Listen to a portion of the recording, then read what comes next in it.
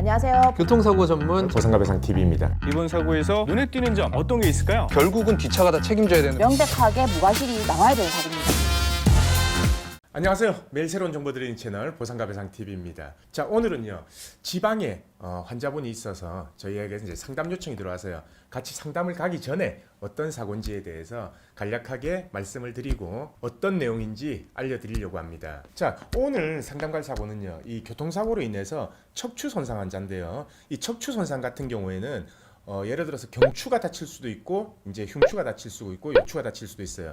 근데 보통은 척추가 다치면서 앞에 경수신경이나 아니면 흉수신경이나 요수신경을 건드려서 그 이하로는 이제 마비가 오는 증상, 이런 증상이 나오는데요. 자, 이런 척추 손상 환자 같은 경우에 소송에서 가장 쟁점이 되는 사항들이 뭐가 있을까요? 자, 우선 말씀을 드리기 전에 이 사고를 당한 피해자분에게 심심한 위로를 먼저 드리겠습니다. 아시다시피 의학적으로 경수 손상의 경우에는 회복이 아주 느리게 진행되기 때문에 손해배상금 중에서 가장 쟁점이 되는 것은 앞으로 간병을 누가 할 것인지 그런 개호비 문제와 여명 문제입니다. 여기서 간병비란 그 사지가 마비된 환자 같은 경우에는 혼자서 살 수가 없기 때문에 주변에서 도와줄 사람이 필요합니다. 그렇죠. 의학적으로는 그런 간병인의 도움을 받아서 자세도 변경을 하고 그런 생명을 유지하기 위한 행위를 계속적으로 해주어야 하는데요. 그래서 재판에서 가장 문제가 되는 것은 의학적으로 이 환자에게 간병인이 얼마만큼 필요한지에 대한 감정 신청입니다. 보통 신경 손상에 대한 감정은 신경외과에서 이루어지게 되고요. 하루에 필요한 간병인을 기준으로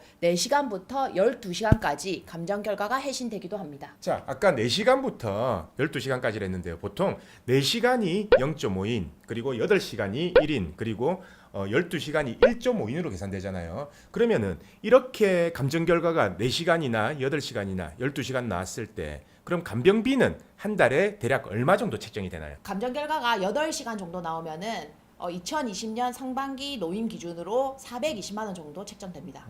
그리고 그 신체 감정 결과에는 간병인이 얼마만큼 필요한지도 나오지만은 앞으로 이 환자가 얼마만큼 생존할 수 있는지, 즉 여명 기간도 함께 나오게 되는데요. 현재 건강한 남성이 앞으로 생존하는 기간이 80세까지라고 한다면은 이런 환자 같은 경우에는 그런 합병증이랑 운동 부족 등의 문제 때문에 여명이 의학적으로 단축이 되게 됩니다. 이것을 여명 단축 비율이라고 합니다. 통상적으로는 현재 환자의 상태나 나이에 따라서 그런 여명 단축 기간이 다르게 나오는데요. 일반적으로 척수신경 손상 환자 같은 경우에는 그런 일반인에 비해서 한 50%에서 80% 정도 단축된다고 나옵니다. 지금 현재 40세인 남성이 80세까지 보통은 산다고 한다면은 이런 마비 환자 같은 경우에는 60세에서 70세까지만 살 수 있다는 거죠. 그만큼 정상인보다 여명이 단축된다라는 얘기네요. 그렇죠. 그러면 결과론적으로 이 손해배상을 계산할 때는 최대한 정상인에 근접할수록 손해배상이 높아질 거 아니에요. 당연하죠. 그러면 우리가 이제 소송에서도 이 여명 단축 비율을 최대한 작게 잡고 최대한 오래 생존할 수 있다, 그에 대한 간병비를 청구할 수 있는 거,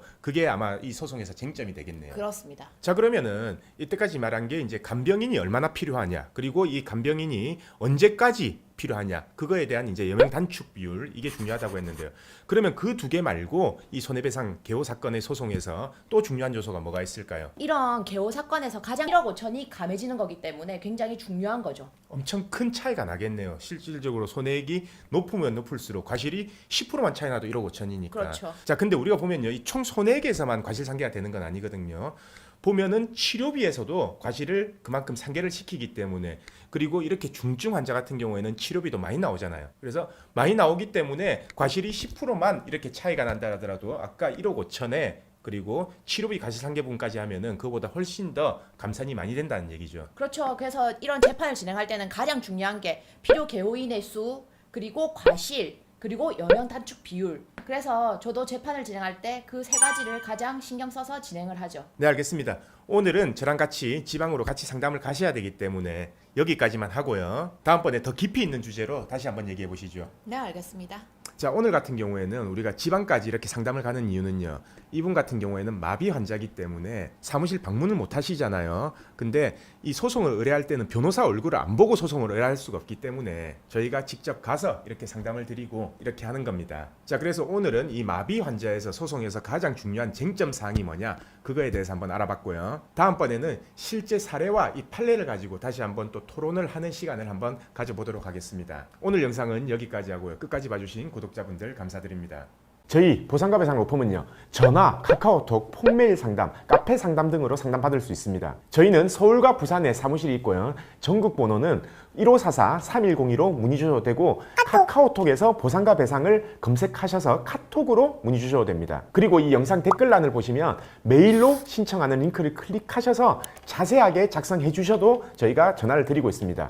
단 이게 후유장애가 남지 않는 2, 3주 진단 같은 경우에는요, 유선 상담을 하지 않고 있는 점 양해 부탁드리겠습니다.